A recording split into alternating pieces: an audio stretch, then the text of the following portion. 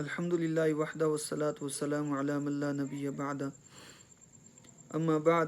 اللہ تعالیٰ نے انسان کو پیدا کیا اور اس کی ہدایت اور رہنمائی کے لیے حضرات انبیاء علیہ الصلاۃ والتسلیمات کو مبعوث فرمایا اور ان کو کتابیں اور صحائف عطا فرمائے۔ ہمارے نبی آخر الزمان صلی اللہ علیہ وسلم کو اللہ تعالیٰ نے اپنا کلام پاک قرآن مجید کی شکل میں عطا فرمایا اور یہ ارشاد فرمایا کہ میں تمہارے درمیان دو چیزیں چھوڑ کے جا رہا ہوں، جب تک ان کو مضبوطی سے پکڑو گے گمراہ نہیں ہوگے۔ ایک اللہ کی کتاب، دوسرا نبی کریم صلی اللہ علیہ وسلم کے مبارک فرامین۔ انشاءاللہ ہم انہی موضوعات پر اپنے اس پلیٹ فارم سے گفتگو کیا کریں گے، تو قرآن و سنت سے محبت رکھنے والے احباب جڑے رہیں، انشاءاللہ بہت فائدہ ہوگا۔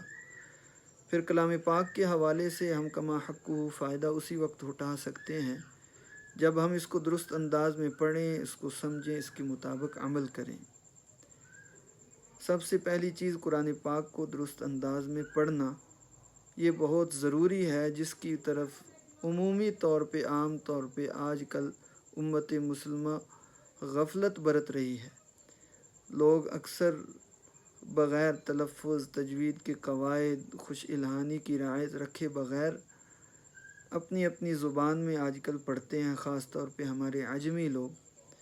تو میں انشاءاللہ انتہائی آسان اور عام فہم انداز میں اس پہ گفتگو کروں گا آئندہ ویڈیوز میں۔